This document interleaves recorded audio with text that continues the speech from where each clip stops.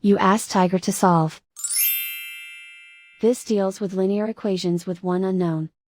The final result is x equals 3. Let's solve it step by step.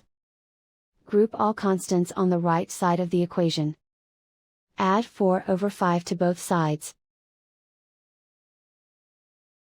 Combine the fractions. Combine the numerators.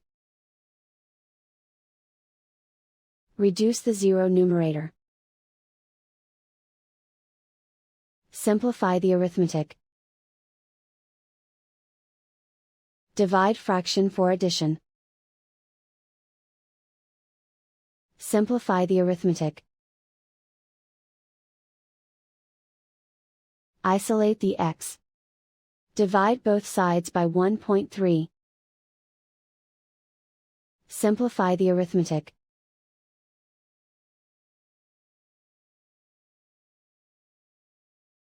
And so the final result is x equals 3.